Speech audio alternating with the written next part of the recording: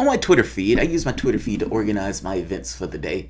A gentleman sent a tweet and he was laughing at something that was the fakest of fake news. His argument that some evidence was out there that Bernie Sanders was going to choose Elizabeth Warren as his vice presidential pick. Now, Rising covered this very question about who would Sanders choose as his vice presidential pick if the choice came up. Now, when you look at the polling recently, you can see that Warren has plummeted. When I say plummeted, to get the scale of it, she was up here on average and then dropped all the way down to here. So this question of VP pick is more coming from this notion that this race is a two-person race between Biden and Sanders, and that ultimately the other people who are in the race are out of contention.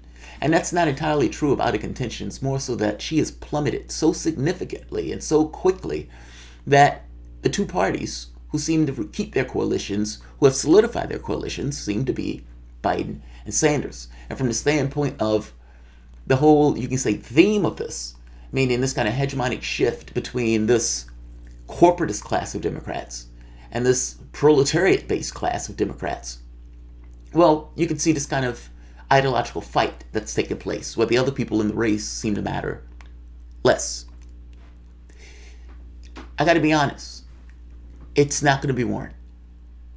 Now, people think about this in terms of solidifying a coalition, because the belief is if you add Warren and Sanders together, you get more than Biden.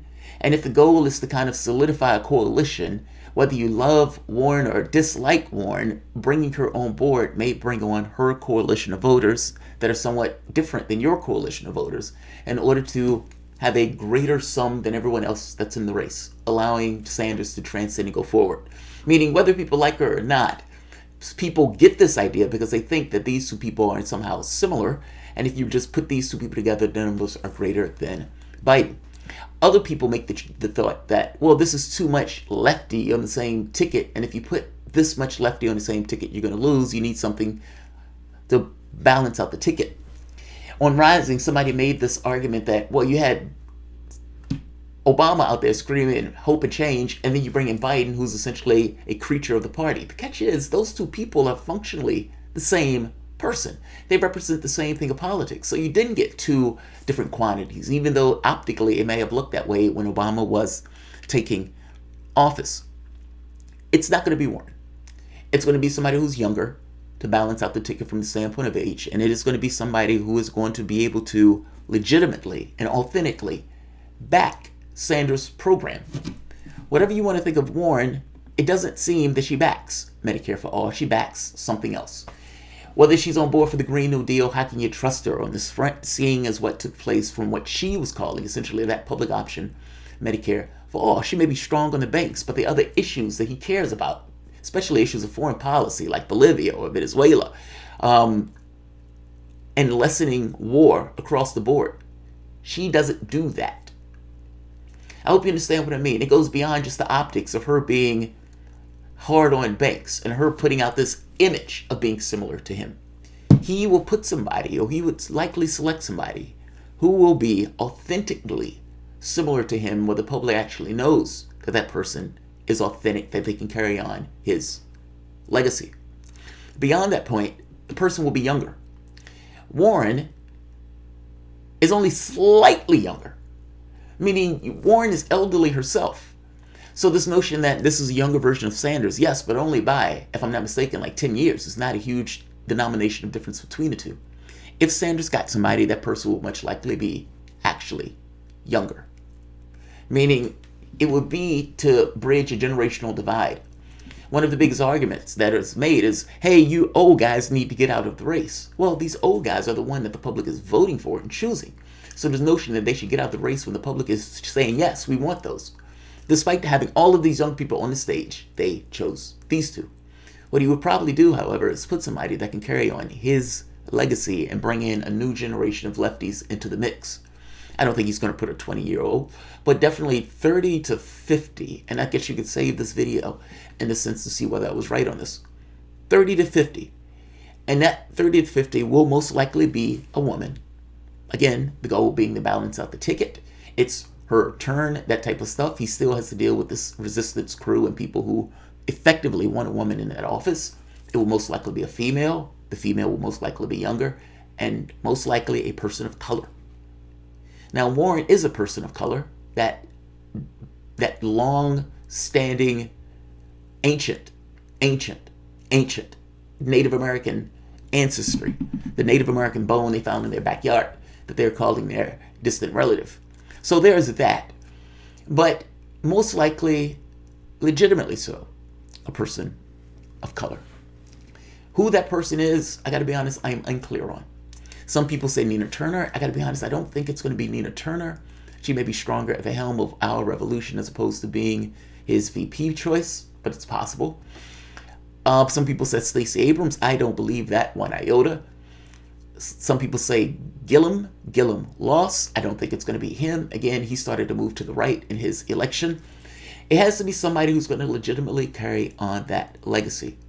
Again, person of color, younger, woman, but who that individual or that specific person is, I don't know. And it may be somebody that we don't necessarily know that is, let's say, entirely on the political circuit. Whether or not he's going to try to deliver a state, I don't know. Meaning you pick somebody who's the head of a particular state, like a governor, or somebody who's a strong senator, or somebody else that people know very, very well that could potentially bring in one of the larger states to him. I don't know if he's looking at it in those terms. It really does depend on how Sanders is looking at. But I would argue that the framework that they're looking, the people who are on the short list, fit the demographics that I put out. Younger, 30 to 55, let's go there. Person of color, and a woman. I could be wrong, but I strongly suspect that that's where he's going to go with that. And all of this is, again, to balance out the ticket. Now, balance it out on the grounds of, I need to get a centrist to back me up. Balance it on the grounds in the sense of the other fundamentals that Democrats, especially identitarians, look for in their candidates. But I could be wrong. And we may not know this until the end. So this all may be a moot point, especially if Sanders loses. Trina be fine. Well, it's a moot point when they cheat him again. Yeah, maybe. I got to be honest. Personally, I think, look, I've told you before, I think Sanders wins. So I could be wrong. And he may not choose his VP pick until towards the end of the process. So again, this may all be for naught. But for the people who think that it's going to be Warren, I don't think it's going to be Warren.